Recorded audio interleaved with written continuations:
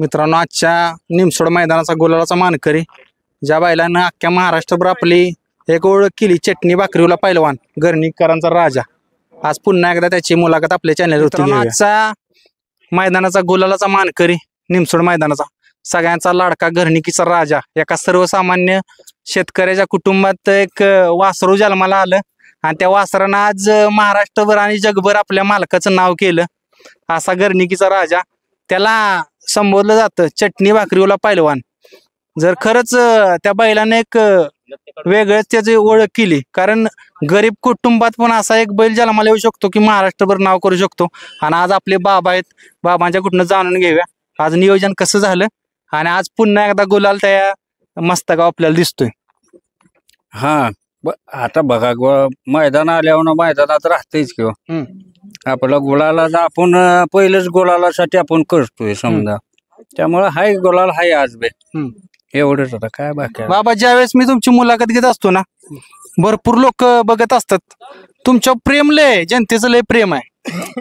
आता कसं आहे, आपण सर्वांच्यातलाच एक माणूस आहे, वेगळा माणूस नाही हो ना, त्यामुळे माणसं प्रेम करते ते आम्ही बी प्रेम माणसावर करतो, कारण ते बायलाव करते ते आम्ही त्यांच्यावर करतो, एवढाच फरक आहे, दुसरं काय नाही. कारण तुमचा एक शब्द मला कायम लक्षात राहिलाय, ज्यावेळेस तुम्ही बोलता का नाही की सगळ्यांचं नंदी सारखं आहे, ते आपलाच नाही, आपल्यानं जरी 4 नंबर केला, 2 नंबर केला, 1 नंबर केला, तरी पुढच्या नंदीला कधी कमी समजायचं नाही. बरोबर आहे ना, कमी कोणाचं नाही, वेळ प्रत्येकाची येते आणि प्रत्येकाचा बैल आहे, त्यानं बी जीवापार प्रेम केलेला आहे, त्यानं बी सांभाळलेला आहे, तो आपलाच आहे ना, त्याला तर काय कमी समजायचं काम आहे. आज ते आपण राहिलो, उद्या तो राहणार आहे, तो आज राहिला उद्या आपण येणार आहे, हे प्रत्येकाची वेळ असते. त्याचं स्टार नशीब हे साथ दिलं का तो हायच म्हणायचं, असं राहतंय ना. बाबा, आता ही नियोजन मी विचारायची गरज नाही, कारण नियोजन बाबू माने शेठ करते, ती त्यांच्याकडेच नियोजन असतं. ज्यावेळेस एक माणूस नियोजन करत असतो त्यावेळेस खट नियोजन होत असतं. बाबाने मागच्याच बाईट मध्ये सांगितलंय. बाबा, आता ज्यावेळेस आपला बैल पळत असतो ना, नाव करत असतो, महाराष्ट्रभर त्याचे फॅन लोक असतात, त्यावेळेस मालकाची एक वेगळी क्रेज असते. तर त्याच्याविषयी काय सांगायचं की फॅन लोक भरपूर इज्जत भरपूर देतात. काय कसं आहे, इज्जत आपण दिली तर समोरनं मिळते, जर आपण इज्जत देणार तर समोरचा कसा इज्जत दिला आपल्याला. आपण समजा संघ प्रेमानं वागा, समोरचं प्रेम आपल्याला मिळणार आहे, किंवा आशीर्वाद त्याने द्यायचा आहे, आपण घ्यायचा आहे, तेवढं आपण सांभाळलं पाहिजे. प्रेक्षक सांभाळलं तर सर्व आहे, नाहीतर काय आहे तेव्हा प्रेक्षक नसलं तर मग अड्ड होत्याला काय होणार आहे, काहीच नाही ना. मित्रांनो, बाबांचं हे बोलणं आहे ना, खरंच सगळ्यांना त्यामुळेच आवडतं की सर्वसामान्य शेतकरी असतो ना, त्याच्या म्हणजे बैल किती जरी पळाला तरी त्यांचा एक शब्द माझ्या कायम लक्षात आहे की जमीन सोडायची नाही, आपण मातीतली माणसं आहे, मातीतच राहायचं. बाबा, काय सांगता तुम्ही हा शब्द कायम बोलत असता? कारण कसं आहे, त्याची एक म्हण आहे, गर्वाचं घर नेहमी खाली असतं, म्हणून नेहमी आपण खालीच राहावं, गर्व कधी करू नये, आणि ह्या क्षेत्रात गर्व कोणीच करू नये. आज आपला दिवस आहे, उद्या दुसऱ्याचा येणार आहे, त्यामुळे गर्वात कधी वागायचं नाही, राहायचं नाही. मित्रांनो, बाबांनी सांगितलं गर्वात राहायचं नाही, म्हणजे ह्या बैलगाडी क्षेत्रात ज्यावेळेस बैल आपला पळतो का नाही, त्यावेळेस पुढच्याला कधीच कमी समजायचं नाही. बरोबर आहे ना, कमी समजून उपयोगच नसतो ना. आज दिवस जरी आपला असला तर उद्या त्याचा आहे, आणि प्रत्येक फळात तुम्ही आता बघतायच, आज एक नवीन चारा मिळाला का दुसऱ्या फळावर दुसरा नवीन चारा मिळतोय, त्यामुळे कोणाला कमी समजायचं नाही, कधी कुणी कमी मानायचा नाही.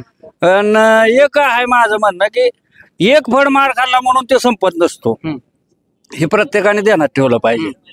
कारण वर्ष काही बैल न पळणारे आता पिटून उठले ते, तर कधी कोणाच्या बैलाला कमी मानायचं नाही, हे मी मानतो.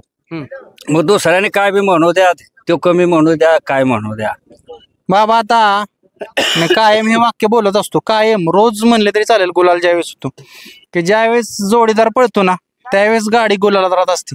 आज हारण्याविषयी काय सांगचाल? कारण तुम्ही एका बाईट मध्ये पण माझ्या बोललेला की आपल्या राजाबरोबर महाराष्ट्रातली सगळी टॉपची बैल पळणार, जेवढी आहेत तेवढी सगळी, एक पण बैल राहणार नाही. आज हारण्यासोबत पहिल्यांदाच गाडी पळाली, चांगली पळते गाडी, हरण्या बी चांगला पळतोय, कारण आता 4-5 मैदान त्यानं गुलाल चांगलं केले आता. कारण परवा आपण सातेवाडीला बघितलं, त्यो ना आपण संघच होतो. असं होतंय ना, त्यो बैल चांगला आहे हरण्या तसा. कारण आजपर्यंत आपण हरण्यावर पळालो नाही. आज त्याचा योगायोग आला, आज आपण त्याच्यावर पळालो. ते माणसं चांगले आहे, ते बैल चांगला आहे, चांगला पळतोय.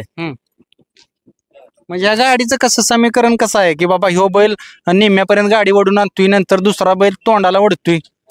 हे नरमादी झाल्याशिवाय हे टिकत नाही. दोन्हीने कुठंतरी नरमादी करावीच लागते. एकानं खालनं ओढली तर दुसऱ्यानं मोहरं ओढली तरच गाडी राहणार आहे आपली. ही क्षेत्र तसं आहे.